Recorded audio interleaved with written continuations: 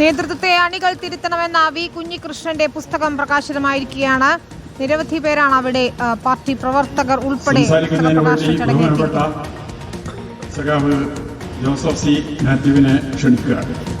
അഭിജിത്ത് മുഴക്കുന്നു ചേരുകയാണ്. അഭിജിത്ത്, ഒടുവിൽ ആ പുസ്തകം പ്രകാശിതമായിരിക്കുന്നു.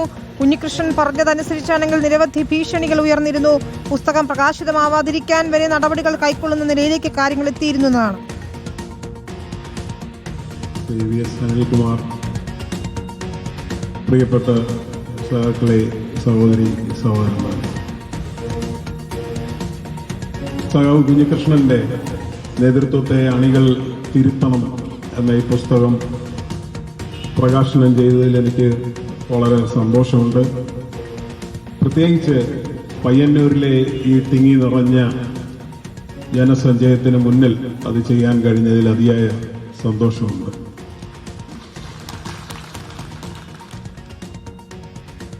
ഈ പുസ്തകത്തെക്കുറിച്ച് അത് ഞാൻ വായിച്ചപ്പോൾ എനിക്ക് തോന്നിയത് അവലോകനങ്ങളോ വിവരണങ്ങൾക്കോ ഒക്കെ അപ്പുറത്ത് വളരെ കൃത്യമായി വസ്തുതകൾ, കണക്കുകൾ നിരത്തിക്കൊണ്ട് അദ്ദേഹത്തിന് നിങ്ങളുടെ മുന്നിൽ വെക്കാനുള്ള കാര്യങ്ങൾ അദ്ദേഹം സമർപ്പിക്കുകയാണ് ചെയ്തിട്ടുള്ളത്. അത് കേരളത്തിലെ ജനങ്ങൾക്ക് വേണ്ടി പരിശോധിക്കേണ്ട ചുമതല പയ്യന്നൂരിലെ ജനങ്ങൾക്ക്, പ്രത്യേകിച്ച് പാർട്ടിയെ സ്നേഹിക്കുന്നവർക്ക് ഉണ്ട് എന്നാണ് ഞാൻ കരുതുന്നത്.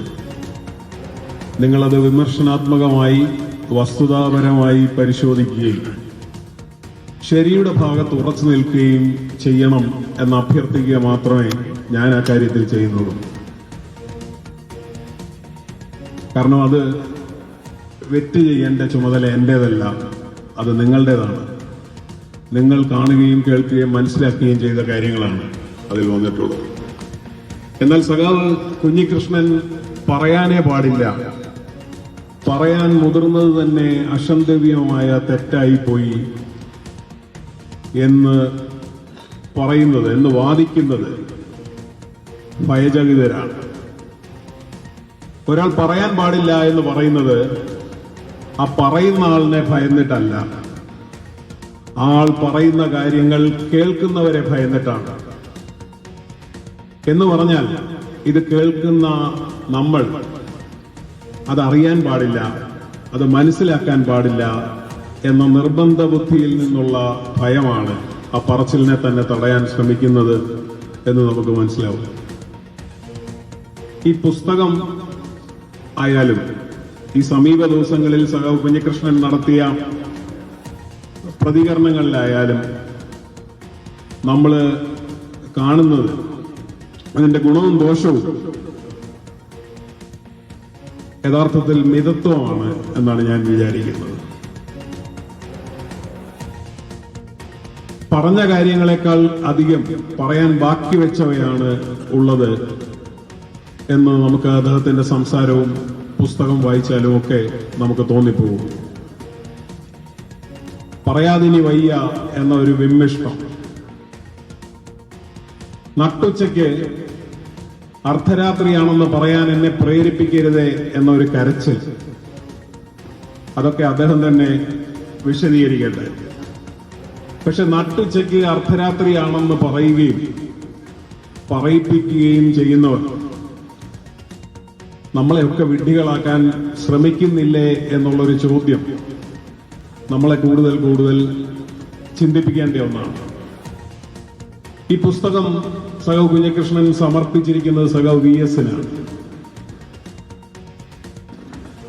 വൈരുദ്ധ്യാത്മകതയിലൂന്നി വിഷയങ്ങൾ ചർച്ച ചെയ്ത് തീരുമാനമെടുക്കേണ്ട സഖാക്കൾക്ക് പകരം ആശ്രിതരെ കൂടെ കൂട്ടുകയും കമ്മിറ്റികളിൽ തിരികെ കയറ്റുകയും ചെയ്യുന്ന കാര്യം അദ്ദേഹം വിവരിച്ചിട്ടുണ്ട്.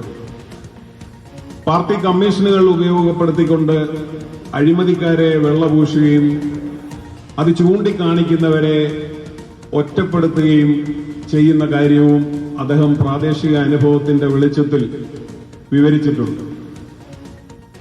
ഇതൊക്കെ യഥാർത്ഥത്തിൽ സഖാവ് VS-ഉം കേരളത്തിലെ ജനങ്ങളോട് തുറന്നു പറഞ്ഞിട്ടുള്ള കാര്യങ്ങളാണ്. ഞാൻ പറഞ്ഞത് ഒരു പ്രാദേശിക വിഷയം മാത്രമല്ല എന്നാണ്. ഞാൻ പരസ്യമായി VS പറഞ്ഞ കാര്യങ്ങൾ മാത്രമേ പറയാൻ ഉദ്ദേശിക്കുന്നു. അദ്ദേഹം പറഞ്ഞത് അദ്ദേഹത്തെ ജീവിതത്തിൽ ഏറ്റവും അധികം ദുഃഖിപ്പിച്ച കാര്യം അദ്ദേഹത്തെ PBയിൽ നിന്ന് ഒഴിവാക്കിയതാണ്.